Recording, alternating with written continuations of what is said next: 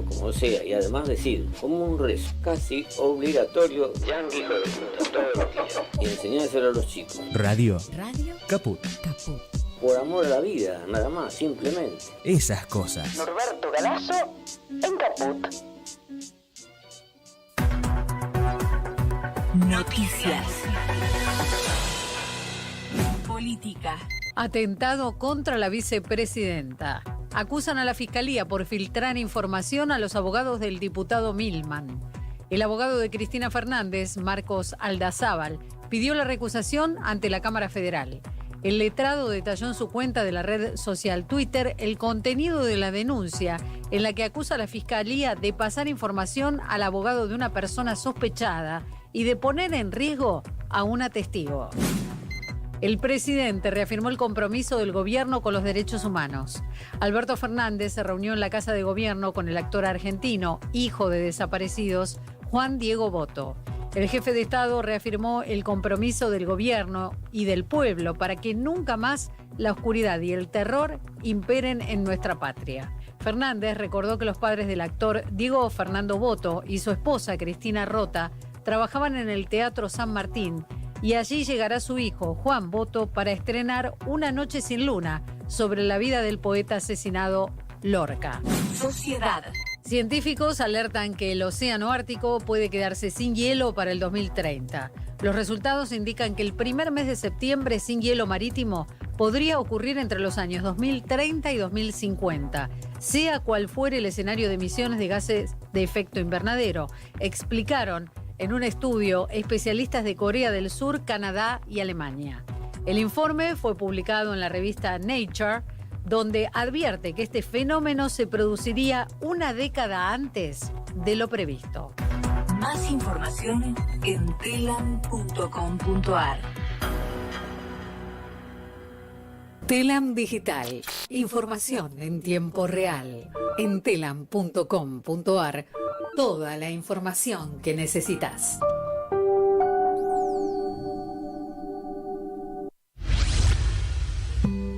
Todas las historias, las recetas y los análisis de Eve de Bonafini siempre en Caput. Mamá sabe bien, perdí una batalla. Eve siempre en Caput. Quiero Los miércoles a las 10 de la mañana. solo a besar. En Caput. En Caput. Estamos con el padre Paco, que para mí es un placer y un honor. Buen día. Hola, buen día. Pasan cosas. Riéndome, seguramente Eve habría dicho alguna de sus bravuconadas y seguramente me hizo reír profundamente. No recuerdo exacto, pero sí recuerdo lo último que nos dijo en la plaza. Hay que hacer una pueblada para echar a estos jueces de mierda. Qué grande, Eve. Radio. Caput. Gracias a ustedes a Caput que estuvieron haciendo el aguante, porque sin ustedes no hay posibilidad. Un abrazo. Esas cosas. Santoni conduce. Marino dignifica. No estamos solos. Un programa donde el que pierde acompaña. No estamos solos. Los jueves a las 18. En Caput. Radiocaput.com. Estás conectado. Estás en Caput.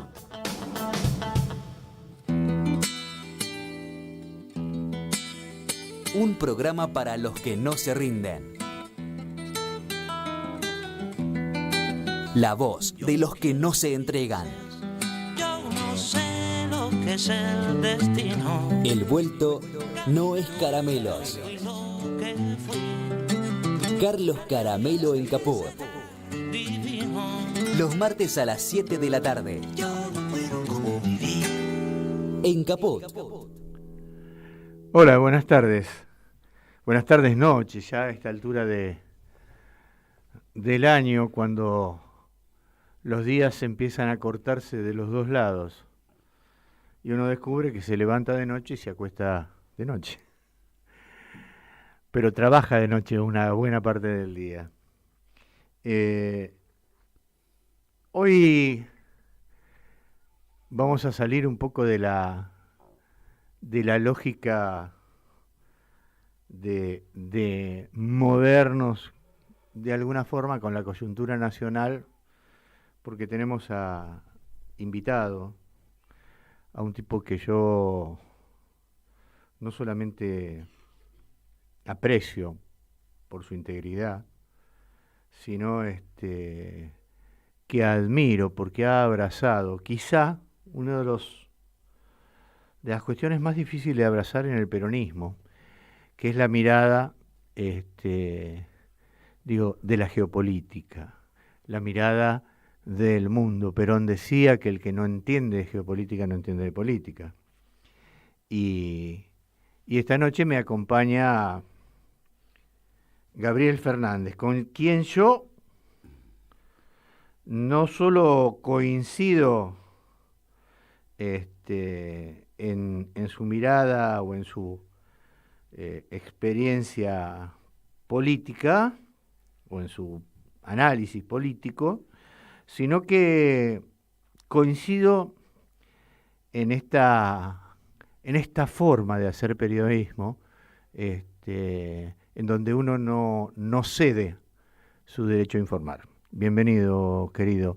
Gracias por estar acá. La sensación es que te conozco hace mucho tiempo. Esa es la sensación que tengo desde hace rato, Carlos.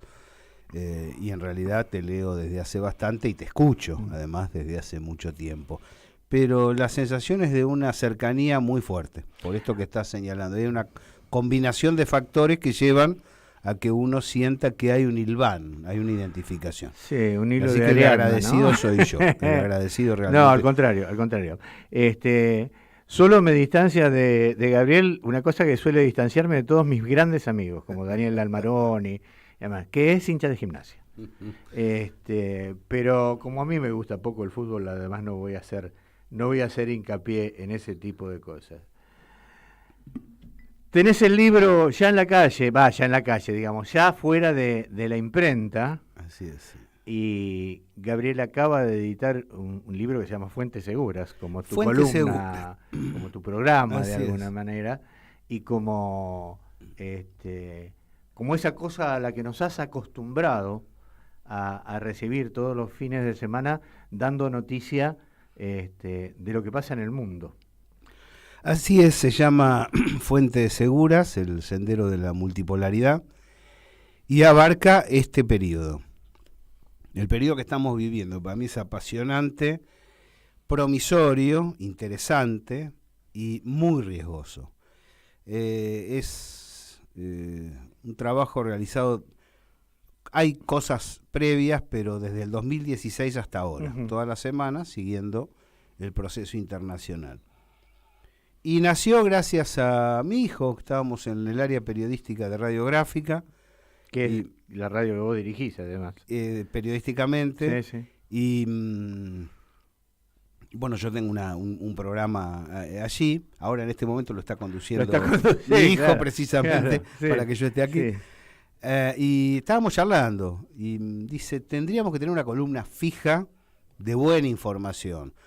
Empezaron a barajar, todos los periodistas empezaron a barajar Balcarce 50, charlas de Quincho, dialoguitos en el asfalto, y la fuimos pensando, la fuimos carburando, tomando ejemplos históricos y diciendo, bueno, de todos modos tiene que ser distinta, ¿no? Sí, claro. Y le empezamos a meter fuentes seguras. Ahora, había una combinación de nacional e internacional. Se inclinó en favor de lo internacional precisamente porque información nacional, primero que venía compleja, retaseada, pero segundo, teníamos mucha información nacional en la radio, ¿no? Claro, mucho en la web, claro.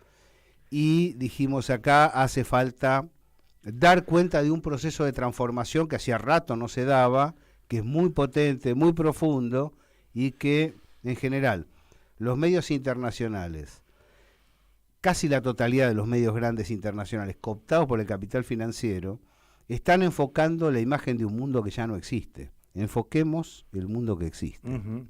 Entonces, todas las semanas en www.radiográfica.org.ar, los domingos a la noche, publicamos las fuentes seguras.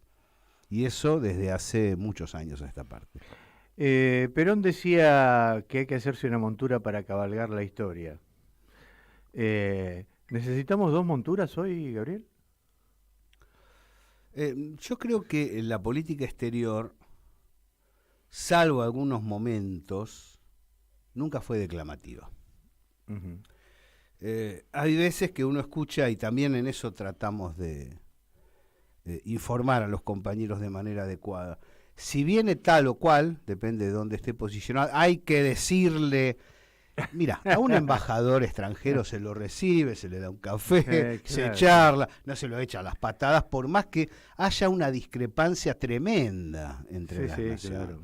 Es decir, hoy va un representante norteamericano a China y habla con el canciller, si es necesario con el presidente, y viceversa. Entonces, yo tengo la sensación que hay una interpretación político directa, práctica de la política internacional que no se condice con el formato de la misma. Claro.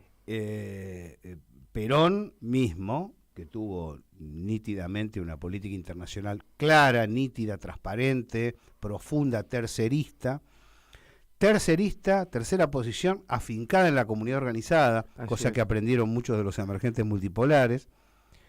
En ningún momento entró más allá de la anécdota del hijo de puta en la charla con Braden en un momento determinado. Perón nunca se negó a recibir a un funcionario de un Estado, se trate de la España franquista, se trate de los Estados Unidos, se trate de Gran Bretaña. Otra cosa es la política que haces, y si la política está determinada por los intereses propios, ¿no? Claro. Hay una... No sé si decir una suerte de malversación de la información, más allá de la malversación real, sí, que es esta necesidad que parece tener cierta población aparentemente bien interesada de analizar o de tamizar todo análisis por sus sensaciones, por sus sentimientos. Maniqueo, ¿no? Maniqueo, ¿no? Maniqueo. Sí, sí, sí. Y esto te pone siempre a favor o en contra. Claro. Esto te pone siempre a favor o en contra. No obstante eso, digo, la historia dice y marca con toda claridad que los grandes políticos han sido cancilleres, gente que ha llevado... Estrategas, sí. Claro. Sí. Digo, lo que buscaba Maquiavelo a través de su príncipe era precisamente participar de ese debate, ¿no? Así es. Ha habido un proceso de maduración en la humanidad. Que ha mejorado un poco la situación, aun cuando parezca que la ha empeorado. Esto sería así. Los emergentes multipolares, en el sendero presente de la multipolaridad, está integrado el movimiento de los no alineados, pero se le ha bajado el tono discursivo. Digo, Jawaharlal Nehru, por ahí, hoy no compartiría lista con Narendra Modi en India, ¿no? Pero las reivindicaciones históricas están incluidas, claro. Lo que no están es declamadas. Ajá. Y lo mismo está pasando con este nuevo UNASUR, que está relacionado con el UNASUR anterior, pero que tiene un grado restallante menos intenso. Pero no por ello menos autonomía y menos soberanía, como a veces se piensa. En ese sentido, la humanidad va hacia un proceso más equilibrado.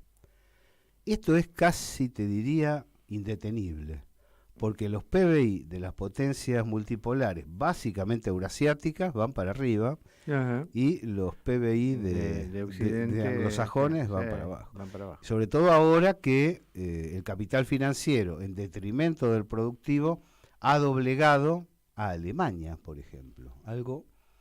Fíjate vos la paradoja, Carlos, ¿no? Japón y Alemania son los dos grandes derrotados de la Segunda Guerra Mundial. Sí. Occidente les dice, el camino es este, inversión, consumo, producción y disciplinamiento. Lo siguen, crecen.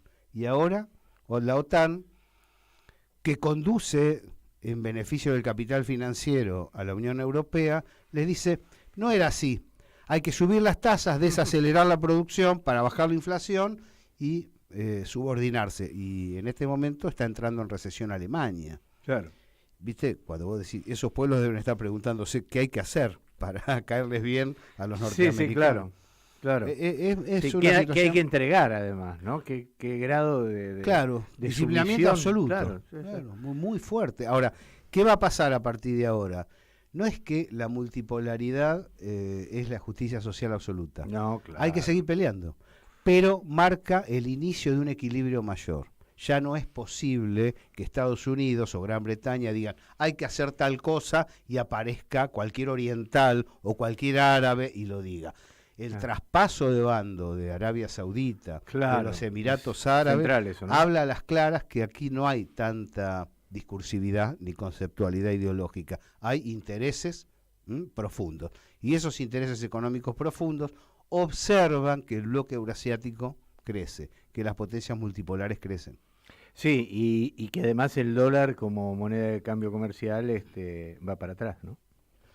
Por primera vez hay interna fuerte, porque ha habido muchas discusiones, en la Fed, en la Reserva Federal norteamericana. La Reserva Federal levantó las tasas de interés desde que comenzó el conflicto en Ucrania hasta ahora, con el argumento de bajar la inflación. Varios sectores, la Reserva Federal es el Banco Central, pero es un Banco Central sin institucionalidad, no lo gobierna el político, lo gobiernan los bancos privados, los más grandes, ¿no? Ahora, lo que ellos han hecho es levantar las tasas con el argumento de bajar la inflación. En realidad es orientar a la especulación, para que ganen los especuladores. Y en este momento hay una pulseada ahí adentro porque hay empresas productivas que canalizan su decir en la Reserva Federal a través de algunos bancos que dicen, ¿y esto cómo? Es decir, la humanidad puede extinguirse, como se dice, si el capital financiero triunfa, porque no necesitan seres humanos, no necesitan inversión, no necesitan naturaleza, no necesitan ñatos que trabajen, ni que compren, no necesitan el circuito de producción de bienes de producción y consumo. Anarcocapitalismo, le decía Cristina, hace 10 años atrás, o un poco más. Así es. En una juntada del G7, del G20, perdón, ¿no? Cuando dijo ahí, me piden que controlemos los commodities, hay 2 veces la cantidad de dinero que tienen los commodities circulando en el mundo financiero y nadie lo controla. ¿Qué importancia tienen, o que digo, es tu área, es mi área también de alguna manera, qué importancia tiene la comunicación en esta suerte de batalla, si querés? Mira, esto que charlábamos recién me parece interesante. El tema de haber cooptado desde los 90 para acá los grandes medios de comunicación por parte del capital financiero, esto no quiere decir que anteriormente las patronales no hayan sido opresoras, pero si vos tenés una cartera de clientes que tiene que vender tornos, motores, coches y aviones, y vos no te tirás en contra de la inversión productiva editorialmente. Acá están absolutamente cooptados, empezando por El País de España, de New York Times, de Wall Street Journal. Son medios que están muy cooptados. ¿Cuál es la idea? Enfocar la imagen del planeta de 30 años atrás, con hegemonía del consenso de Washington. ¿Para qué sirve eso? Bueno, mentir siempre tiene un sentido. Ahora es desmovilizar a los pueblos, porque, y esto lo vemos aquí en la Argentina, al llegar esa información de el norte sigue siendo el norte, hay que estar bien con Estados Unidos, hay que estar bien con Europa. Sí, nosotros estamos atados al Fondo Monetario. Claro, tenemos que seguir ahí porque no hay otra salida. Una vez que un pueblo observa que va perdiendo, dice, y bueno, preocupémonos por lo inmediato. Vos cuida el trabajo, hacete cargo de los pibes, tenés cuidado con esto. Ahora, cuando un pueblo ve que el panorama internacional se mueve, dice, vamos para adelante con nuestras reivindicaciones. Es decir, es básicamente desmovilizador para los pueblos del mundo, tanto para Europa como para América Latina y, por supuesto, parcialmente para África. Felizmente, Asia profunda ya hace rato que ha dicho no a este tipo de manejos, ¿no? Brasil parecería observar mejor que nosotros esa actualidad, ¿no? Mira, no sabría decirte porque... Digo por el planteo que hace Lula sobre la reconstrucción o el reposicionamiento de UNASUR, que vos decís, no es tan belicoso si se quiere, tiene argumentos más políticos, pero mira a China. Yo veo muy bien a López Obrador, a Lula, y también al gobierno argentino en materia internacional. No los veo disonantes. Lo que pasa es que son espaldas distintas, pero las gestiones realizadas antes del conflicto en Ucrania por el gobierno nacional en China, firmando la franja y la ruta, adhiriendo al BRICS, en Rusia, después, bueno, silencio de radio para todo el mundo, no solo para la Argentina. Pero además, saliendo del Grupo de Lima, rompiéndole a Estados Unidos la capacidad invasiva sobre Venezuela, planteando en la Cumbre de las Américas, ahí Alberto Fernández estuvo muy bien, planteó no a las exclusiones, no a los bloqueos, de común acuerdo con Venezuela, con Nicaragua y con Cuba, promoviendo el Mercosur y promoviéndolo con cuidado, porque era fácil perder a Uruguay en el camino con este gobierno. Y de común acuerdo Argentina y China lograron que Uruguay se quedara y dejando a Lula que trabaje sobre Paraguay. Paraguay es un problema para el Mercosur porque su principal socio externo es Taiwán y China, que necesita firmar con el conjunto del Mercosur, dice hasta que no resuelvan eso nosotros Taiwán, no vamos a traicionar el precepto de integridad territorial, una sola China. Todo eso lo están trabajando de común acuerdo Argentina y Brasil, y creo que detalle más, detalle menos, bastante bien. Y hay que añadirle a esto la determinación de López Obrador de poner a Argentina al frente de la CELAC, lo cual generó una movida unificada que recién está empezando y va a tener desarrollo futuro. Es importante que el Frente de Todos gane las elecciones venideras, en cualquiera de sus variantes, para no tirar todo por la borda, ¿no? Bueno, eso marcaba el otro día el Pepe Mujica, ¿no? Decía, me desespera pensar en un futuro diferente. Te preguntaba lo de la información porque el nivel de contradicción, yo estoy muy apasionado, si querés, con los temas de la guerra, para ponerle un nombre, que van desarrollando Rusia con Ucrania. Y es llamativo el nivel de contradicción de la información dependiendo de quién venga. ¿A quién hay que leer para saber la verdad? Sí, bueno, hay varios. Además de a vos. A mí me pueden leer, les voy a decir la verdad, aunque no guste. Lo sé. No, bueno, hay, digamos, no es fácil, pero hay. The Cradle es un medio interesante a nivel internacional que tiene buena información. Se ha facilitado la traducción en los últimos 2 años, año y medio de Google. Totalmente. Porque nos costó, era un doble trabajo traducir todo lo que decía. Cuando había información. The Sucker es buena, RT es buena. RT es bueno. Eso viene en español directamente. Sí, RT viene en español. Sputnik es buena y además tiene servicio radial. Y Telesur es muy buena. Telesur es muy bueno. Sí, para ¿Vos mí tenés es muy una buena. columna en Telesur? Yo ¿no? habitualmente estoy en los programas de Telesur, sí, no en uno en particular, sino jugada crítica. Pensé varios. que tenías una columna fija, no. Me llaman cuando pasa alguna cosa y ahí charlamos al aire. Ahora, la información que vierte Telesur a través del video es muy, muy, muy interesante. Se entra a la página de Telesur y se buscan los materiales. Tienen un fuerte bloqueo internacional, por eso se los anula en YouTube, después tienen que volver a levantar, pero siguen batallando. ¿Y cómo Sinua también. Hay un Sinua, que es la agencia estatal china, que creo que vale la pena, ya está la versión en español. Nosotros tenemos un sinólogo interesante viviendo acá en este momento, que es el hijo de Jorge Tayana, ¿no? Francisco Tayana. Fue a mi programa, fue a tu programa para hablar de China, efectivamente. Sí. Sabe un montón. Sabe un montón, además tiene una, tiene una postura, yo diría, muy interesante en cuanto a que no se cree nada, por saber tanto, tipo muy joven, que tendrá 30 años. Es un gran experto. El otro día, un dirigente argentino que está ahora muy, muy presente en los medios, que han empezado a darle juego a algunos medios, que es Guillermo Moreno. Decía, tenemos que cuidarnos de pasar de la dependencia de Estados Unidos a la dependencia china. ¿Vos cómo lo ves eso? Mira, depende mucho de la unidad del sur del continente. Ajá. Es decir, si somos potentes, y es muy difícil. Si acá es decir, 53, Juan Domingo Perón, Sí. ¿no es cierto? Si se trabaja desde el ABC, o básicamente, si querés, del AB, una coalición Argentina-Brasil sólida, son países de mucho know-how, de gran recursos naturales y de gran potencia industrial. Articulando el conjunto desde Venezuela para abajo, en el sur del continente, y es un polo multipolar. Claro. Yo creo que ahí está el polo multipolar que le corresponde ocupar a la Argentina, en consonancia con sus hermanos. Después, todo el mundo quiere ganar.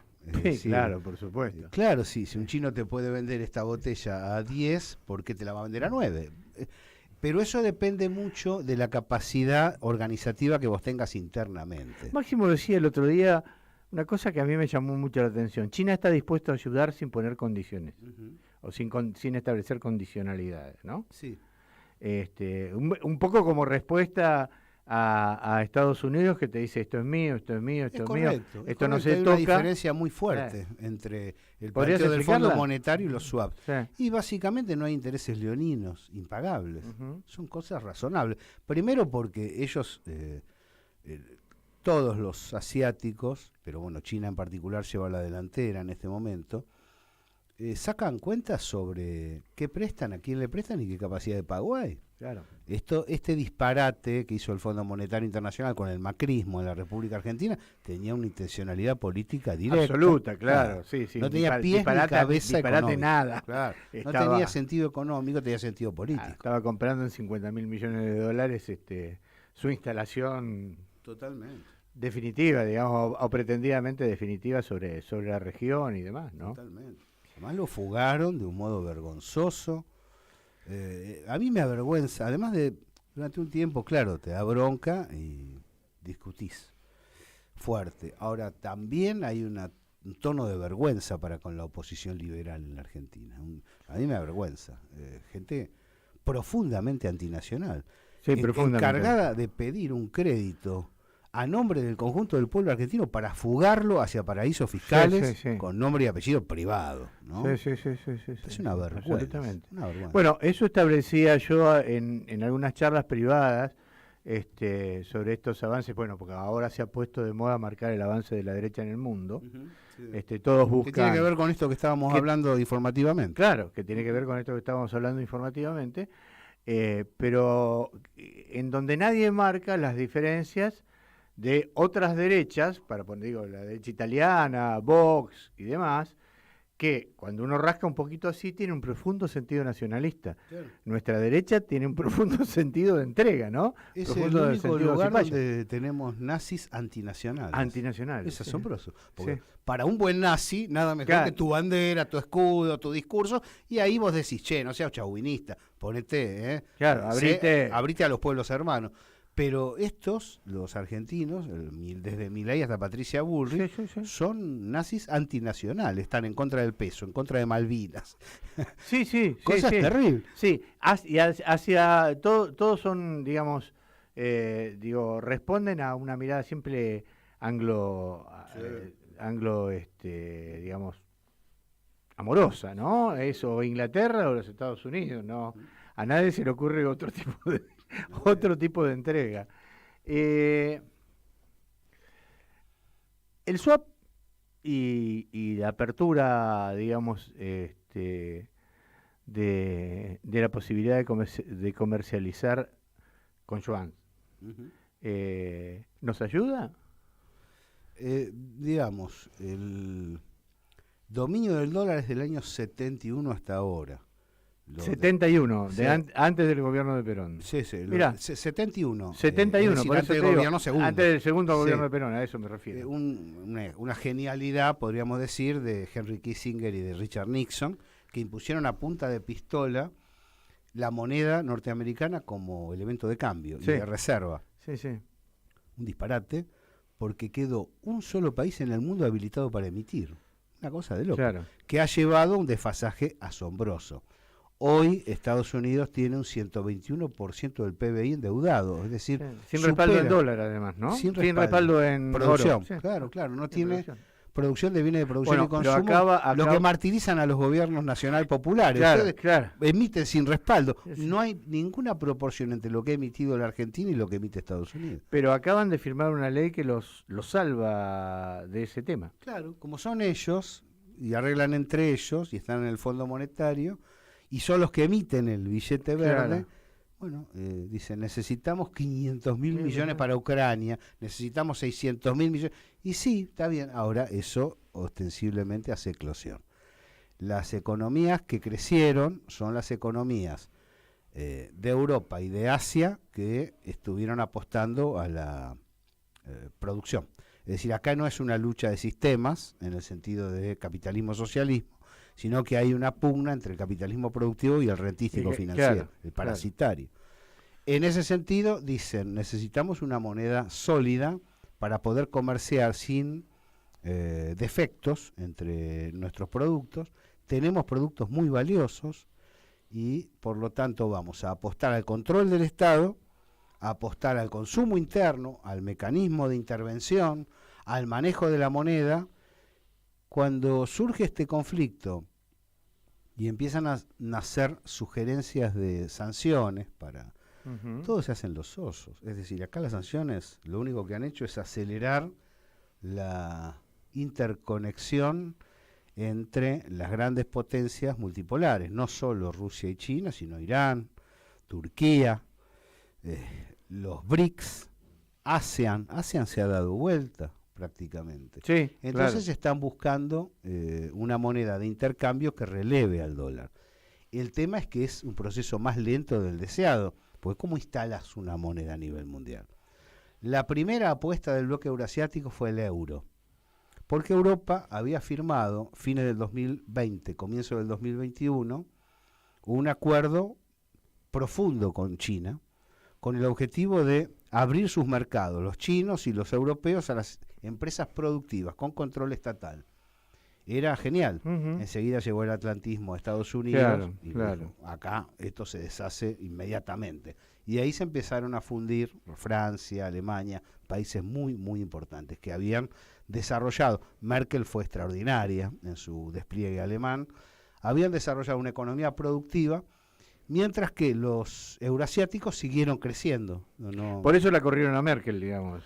Yo creo que Merkel tuvo un ciclo largo, ¿no? Ahora Scholz llega imitando a Merkel hasta en sus gestos para demostrar que iba a seguir la política. A Scholz simplemente le dijeron, esto es así. El tipo corcovió un rato, dijo, no, nos vamos a hundir, y bueno, pero es así. Y ahí fue importante para lograr el crecimiento alemán, que es lo que se está desmontando ahora, el diálogo con los sindicatos, con las cooperativas y las leyes antimonopólicas. Es decir, un proyecto como el de Adenauer. Merkel, con gran honradez, subió por derecha y bajó por izquierda. ¿Qué países van a estar más, además de Alemania, más complicados? ¿Francia? ¿Inglaterra?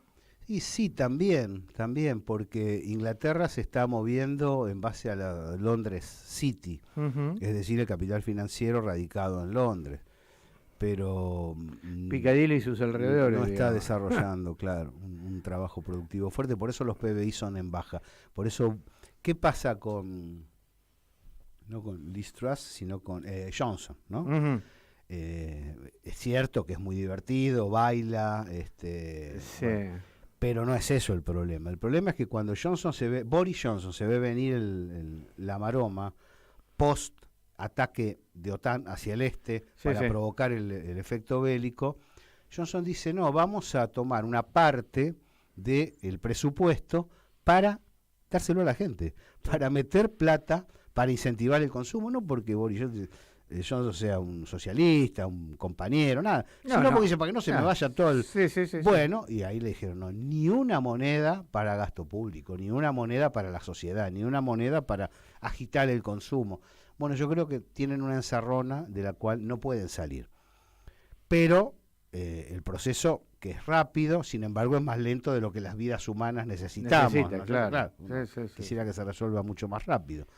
Y el tema es que los rivales, los que ganan, los que parcialmente están ganando y los que parcialmente están deteriorándose, todos tienen un poder de fuego extraordinario que puede horadar a la humanidad. Aún en retroceso, digamos, tiene un poder de destrucción muy importante. Tal cual. Yo tengo mucho temor a la dualidad Polonia-Bielorrusia. Hay que mirar con mucha atención eso. La OTAN es muy salvaje. Siniestra, muy claro. salvaje. Sí, siniestra. Hablas en tu último Fuentes Seguras de este domingo de Wang Yi. Contame un poco de este chino que parece ser como uno de los hombres fuertes de verdad, ¿no? Así es. Hace rato que lo venimos siguiendo y tratando de encontrar su pensamiento articulado, porque es como que tiró briznas, ¿no? Después de un discurso de Xi Jinping, en un encuentro con Putin, y estaba muy, muy bien rumbeado.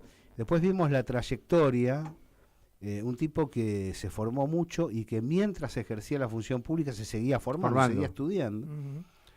Y saltó, en cierto modo, la liebre cuando lo sacan de Cancillería para ponerlo al frente de Relaciones Exteriores del Partido Comunista Chino.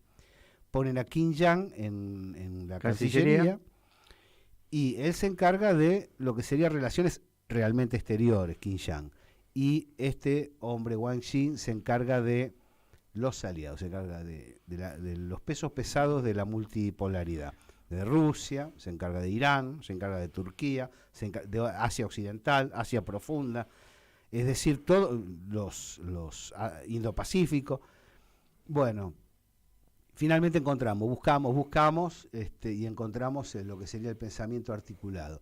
Y la conclusión básica, por supuesto lo pueden leer, es extensa la nota, no la vamos a contar en este rato, pero es una mezcla de Confucio y Mao. Ajá. Es decir, lo que está, el pensamiento estatal de la República Popular China en este periodo es una mezcla de las tradiciones históricas chinas que tienen una paciencia infinita y un afán de compartir distinto a la competencia que plantea Occidente, y un afán de integrar, por eso señalábamos lo de Europa. Yo creo que en el pensamiento estratégico chino, que representa Wang Yi entre otros, la idea es sumar a Europa y a Estados Unidos a la multipolaridad. Nada más que tienen que aceptar, no que son pequeñas naciones, son grandes naciones, pero en igualdad de condiciones con otras. Las que mandan y las que le dicen a los demás. Eso, en los discursos de Wang Yi y en los de Xi Jinping, salta cuando dicen hay que tener una visión objetiva del presente. Objetiva es, ¿para qué te da el cuero? ¿Te da el cuero para mandar planetariamente o te da el cuero para ser una gran nación? Para ser una gran nación.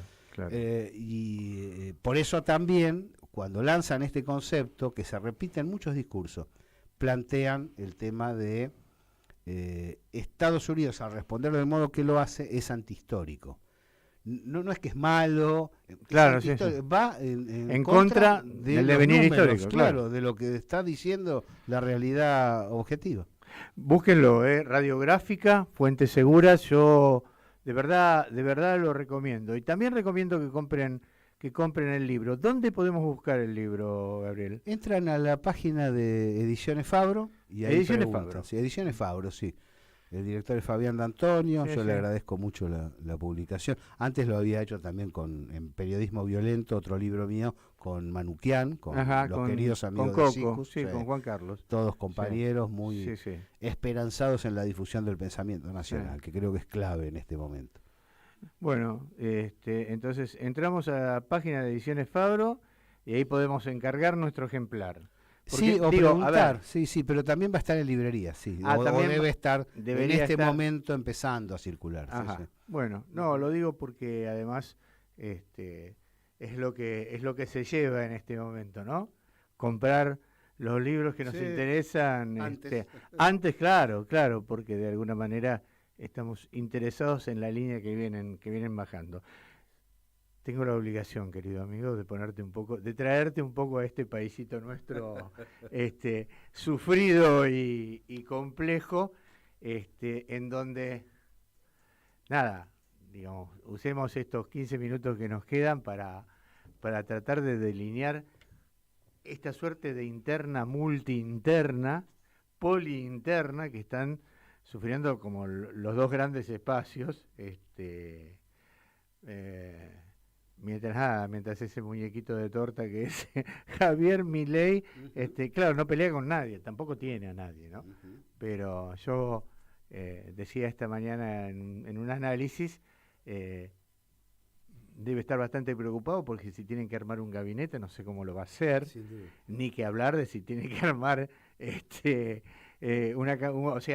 una lista de diputados y más. Vamos a ver cosas por lo pronto uno llamativas, nunca cayó, ¿no?, en la tentación de ponerse una peluca. No, bueno, uno claro, lleva determinadas falencias, digamos, entraditas con toda gallardía, sin ridiculizar la propia persona, ¿no? Bueno, qué sé yo, desde Jules Verne a esta parte, vos sabés que algunas calvicies, además de dignas, se han vuelto muy atractivas. Considerando, digo, a tipos como Luca. ¿Cómo estás viendo? Hablemos primero de lo nuestro, digo, hablemos del Frente de Todos. Una de las cosas, y creo que se trasuntó cuando señalaba la importancia del desarrollo electoral, que creo que se cometen errores en los últimos años muy significativos, es haber traído la grieta hacia adentro. Claro. Yo creo que ahí todos los protagonistas, por acción, por omisión, por cobardía, por conveniencia. Y resultó más apasionante para la militancia putear a Alberto que a Macri. Y se desarrolló la idea de es lo mismo. Felizmente Cristina aclaró hace poquito que no era lo mismo. Sí, que no hubiera sido lo mismo un gobierno de Macri. Porque el interés de base es distinto, no es solamente porque tal o cual dirigente es bueno o es malo, sino porque la masa de votos que lleva en esa dirección, conduce en un sentido que no es fácil de dejar de lado a la hora de accionar. Entonces, para nada me niego, al contrario, y canalizamos nosotros en los espacios que tenemos al debate. Creo que el gobierno merece crítica, sin duda, pero no al punto de identificar a un gobierno surgido por una designación nacional popular y configurado por, en general, militantes nacional populares. Vos mencionabas a Tayana recién, por ejemplo Jorge, sí. Y además está haciendo una tarea de reequipamiento en defensa que desde Malvinas no se conocía. El hecho de negar todo eso, como negar la política de hábitat, como negar la política exterior de la que hablábamos recién, implica un forzamiento analítico. Tengo que demostrar que ese es malo.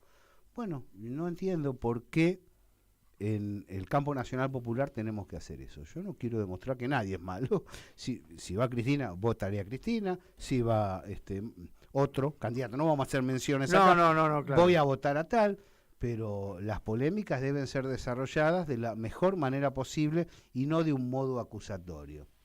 Pero vos no creés que, que de alguna manera desde la misma lógica del sector que lo llevó a la presidencia de la Nación también hubo un modo de erosionarlo que terminó convirtiéndolo en el presidente que ayer en todo el día en su agenda lo único que tuvo fue una reunión con un actor español argentino, Boto de apellido, ¿no?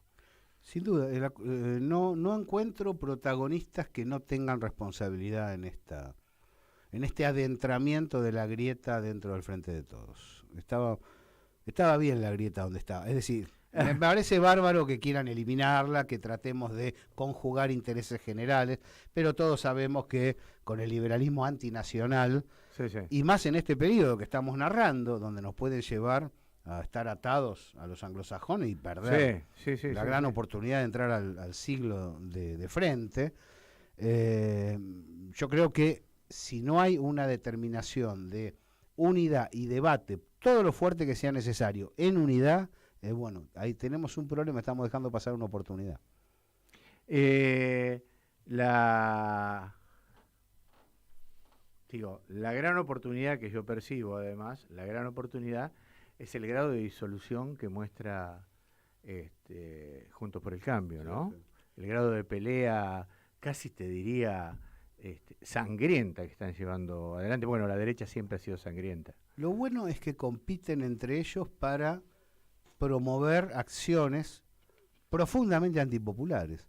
Esto me parece que marca una diferencia a aprovechar genuinamente con la elección anterior, porque en la presidencial previa recurrieron a decir vamos a guardar lo bueno y a cambiar lo malo, que era una mentira, pero sonaba bien, era razonable. En este caso están diciendo que van a eliminar las leyes laborales, que van a eliminar la jubilación o que van a subir a tal punto la edad que no va a ser necesario jubilarse, que van a restringir derechos sociales, que van a ajustar. Bueno, y que para resolver el tema de la falta de hábitat van a financiar a los propietarios. Totalmente, y que van a echar a patadas a la gente que trata de refugiarse en algún lugar para dormir en una noche fresca, ¿no? Bueno, es muy brutal el discurso de Juntos por el Cambio, muy brutal el de Milei también, y creo que hay que usufructuarlo y dar el debate social en esa dirección. ¿Pero vos crees que la sociedad escucha ese discurso? A ver, yo creo mucho en la sociedad argentina, el pueblo argentino. Creo que hay una zona que no hay con qué darle, ¿no? 35%, digo. Sí, no sé si llega a tanto. El 60 nos votó... Lo votó el general Perón en el 73, el 62% de la población, ¿no? Sí. Claro, eso es nuestro. Cuando todos decíamos porque yo ya estaba muy inmiscuido dentro de la militancia, ya era un muchacho de casi 18, 19 años, que la única solución de este país era Perón. Mirá que no nos iba mal, yo lo digo con toda propiedad, yo trabajaba ya en ese momento, no nos iba nada mal con la primavera de Cámpora. Y sin embargo la sociedad creía que la única salida era Perón. Y sin embargo lo votó solo el 62% de Claro, que es mucho y al mismo tiempo, con respecto al interés nacional conjunto, es poco. Claro. Sí, entiendo la marca, idea, digo, ese sector que no es irreductible en ese sentido. Totalmente, sí. Hay que trabajar para la unidad del otro sector. Nosotros tenemos que tener por lo menos un 50% firme donde las distintas vertientes nacionales confluyan. Acá el tema es ser sincero, porque vos hablás con gente que te dice, yo lo que quiero es la unidad del peronismo, pero cuando se abre la compuerta de la unidad, entra el peronismo. Claro. Es decir, entra uno con el bombo, el otro con el traje, el otro con la mina, el otro con los curas, el otro con los sindicatos, el otro con las empresas. Es decir, o querés la unidad o no la querés la unidad. Y eso me parece que hay que mirarse para adentro y pensar qué es lo que cada uno quiere. Sí, porque las encuestas que están manejando, que hablan entre el 30 y el 35%, dejan un peronismo, un 5 o 6% un peronismo afuera, que es como el otro peronismo, ¿no? Claro, y puede rascar en una elección reñida puntos esenciales. Claro. Vos sos de los que cree yo creo eso, como yo que habría que haberlos llamados a todos antes de que se produzca esta suerte de negociación con Juntos por el Cambio, en donde Schiaretti hace gestos, en donde Randazzo hace gestos, más allá de los rechazos que produzcan después, ¿no? Es inevitable ser franco y decir, por supuesto que el comportamiento individual de cada dirigente es responsabilidad de ese dirigente. Ahora, en definitiva, la responsabilidad de agrupar o no es de la conducción. Claro. Sí, porque la responsabilidad del dirigente no puede ser trasladada al pueblo que digamos que dirige en ese caso. Si algún referente intermedio se te escapa, por supuesto puede hablarse de traición. Ahora es responsabilidad tuya, que no lo pudiste contener. En general el concepto de traición, que se ha usado tanto en estos últimos años, es muy relativo en política, porque son construcciones en base a intereses, ¿me entendés? Claro. Y las construcciones en base a intereses tienen un sentido táctico y tienen un sentido estratégico. Decir que alguien es traidor me parece que es una especie de simplificación de la imposibilidad de coaligar intereses para poder construir. Sí, de la misma manera que decir que del otro lado alguien es bueno. Claro. ¿no? Sí, son caracterizaciones. Son caracterizaciones también emocionales. Para tomar un café, ¿no? Y uno se saca la bronca. Por eso te digo. Que todos tenemos, porque hay, por supuesto, te imaginas lo que pienso de Pichetto. Es decir, hay muchos. Ahora, guarda, ¿viste? Porque no podés hacer un análisis político en base a eso. Y creo que, volviendo a lo anterior, lo internacional debe primar. Yo veo que estamos muy encapsulados. Y al no ver el proceso internacional que nos abre las puertas como potencia multipolar del sur, no estamos viendo, en realidad, el vínculo que tiene ese desarrollo con la vida interna. Vos sos un fino analista de la vida de la columna vertebral del movimiento.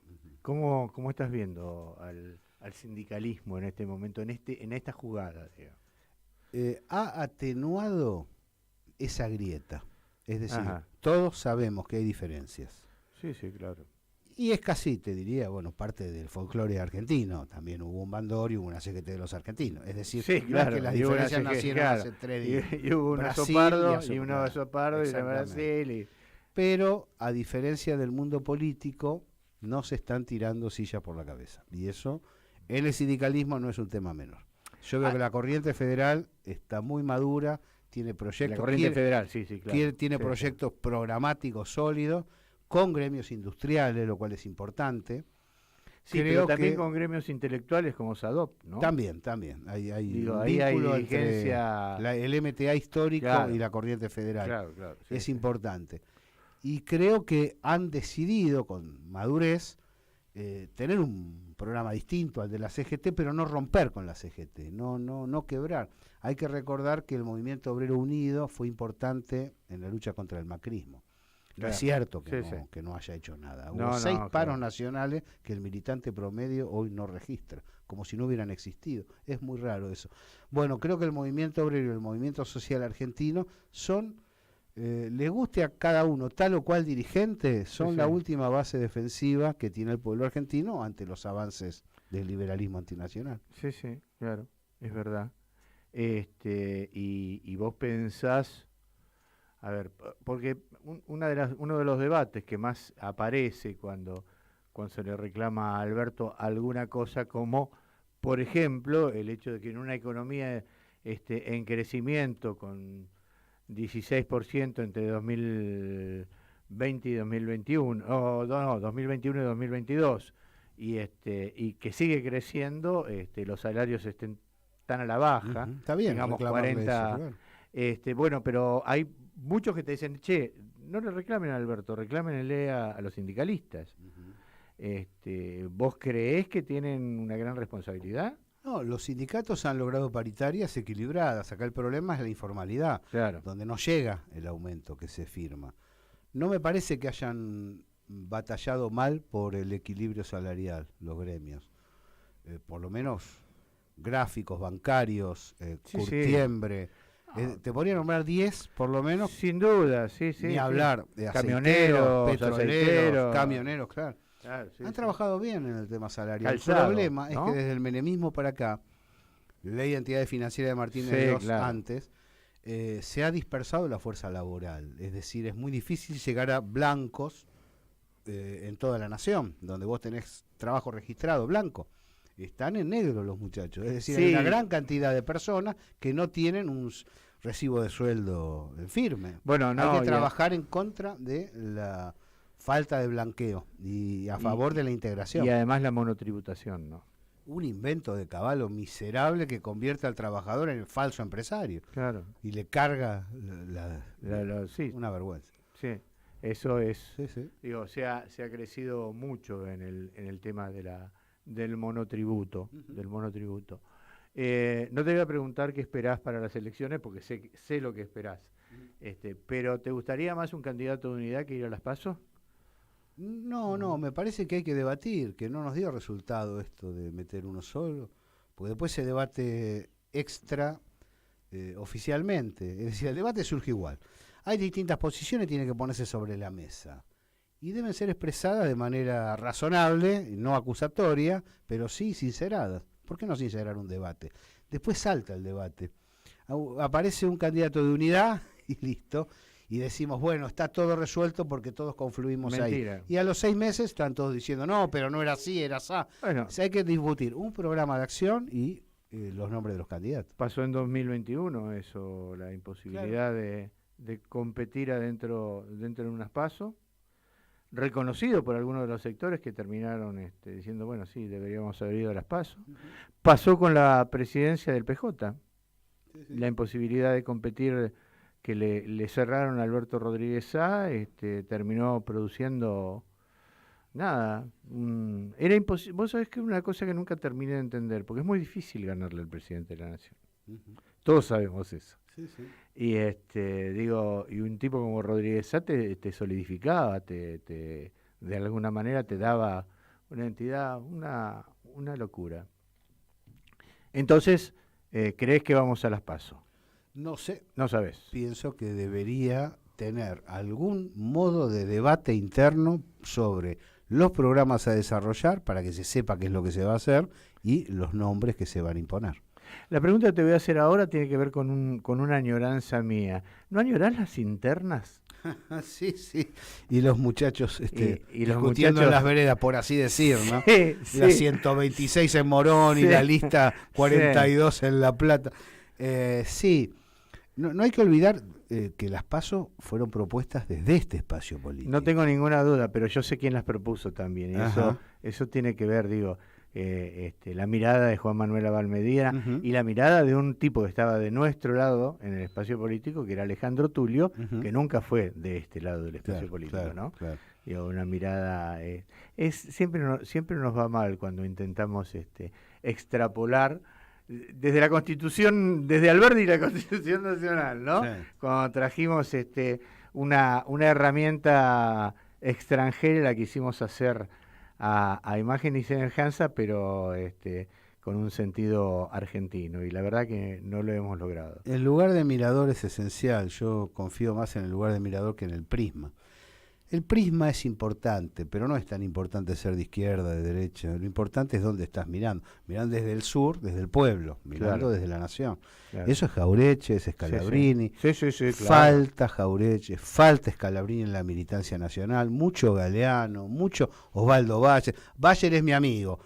Yo trabajé con él muchos años, ahora no es un hombre del campo nacional popular, además él lo decía, y me parece que determinadas premisas que son ajenas a la historia del federalismo mixturado con las nuevas ideas que dio origen al peronismo y del desarrollo del pensamiento nacional han copado la parada en este periodo. Hay gente que repite muchas cosas de centroizquierda que no son necesariamente eje del pensamiento nacional argentino. Falta también una mirada historiográfica como la de Fermín, ¿no? Fermín, querido Fermín. Estamos bregando por una historiografía que ya está escrita, ¿no? Y si alguien se aproximara a Fermín, qué bien que lo mencionaste, Carlos, encontraría en el libro La reconstrucción de la conciencia nacional esta amplitud de la que estamos hablando, sin dar vueltas carnero para llegar a otro lado. Ahora, él hace un esfuerzo muy grande. En ese libro él reivindica desde el Pepe Rosa hasta Pino Solano. Exactamente. Él reivindica desde tal sindicato a tal otro. Así es. Y no hay pensador nacional, realmente nacional, aun cuando tenga diferencias con uno o con otro, que no aparezca reivindicado por Fermín, que era un hombre muy nacional y muy inteligente. Hasta el Colorado Ramos aparece reivindicado en ese libro. Spilimbergo, gente muy valiosa, muy valiosa. Señor. La epistemología para la periferia, señor. Así es. Gabriel, ha sido una charla que yo continuaría. Dice un francés que a mí siempre me cayó muy simpático, Foucault, cuando da su charla sobre el discurso, ¿no? Dice, me gustaría estar siendo parte de un discurso que ya viene desde antes de que cuando yo termine se proyecte. Me gustaría que esta charla sea una charla como la que venimos teniendo nosotros, aunque en distintos medios, y no tengas duda de que quiero que se proyecte. Bueno, gracias, Carlos. Yo creo que el trabajo como el que haces, como el que hace esta radio y otras radios queridas amigas, es el puente entre una generación y otra, entre un periodo y otro. Bueno, y nosotros tenemos un puente hasta el martes que viene, Chino. Gracias por estar ahí, gracias por estar en el lugar de Noelia, que pobrecita hoy está pachucha. va a estar muy enojada porque hoy le dije el nombre bien, justo cuando ella no está. Pero bueno, muchas gracias y muchas gracias a los que nos escuchan. Este ha sido un programa más de esos que de verdad, o en donde de verdad el vuelto no es caramelos.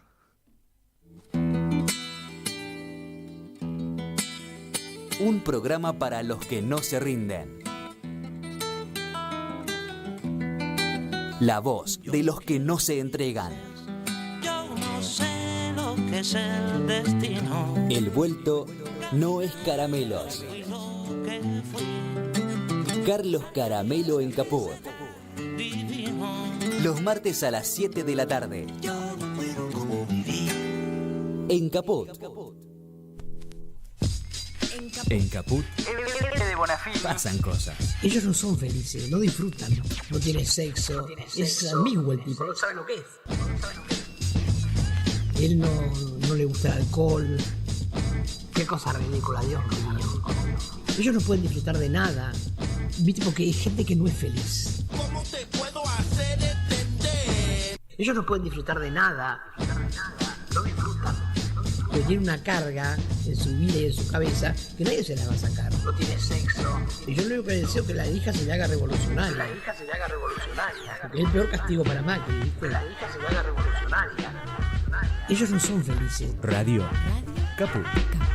No tiene sexo. Esas cosas. No disfrutan.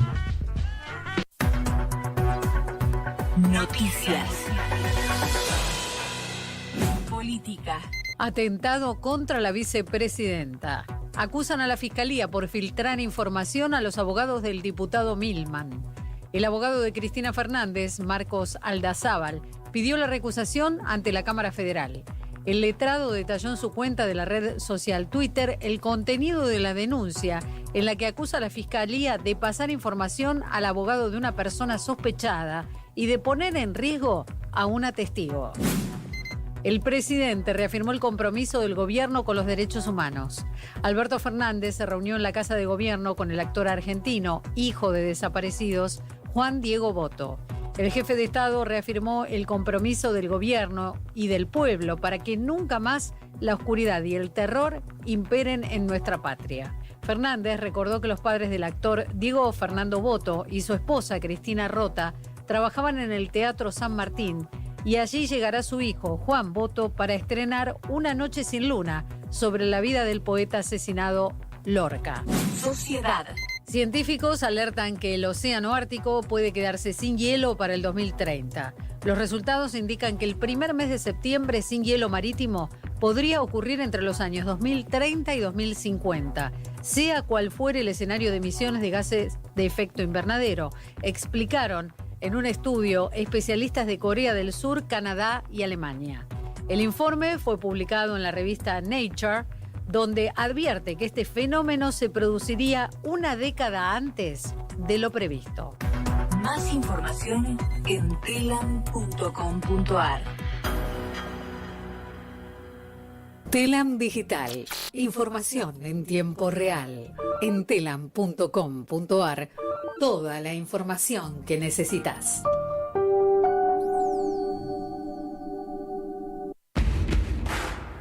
En Caput. Corrientes Capital. Córdoba Capital. De la ciudad de Buenos Aires. De Salta Capital. De Santa Fe. De Tolosa, tu pueblo en La Plata. Pasan cosas. Cristina, ¿sabés que sos como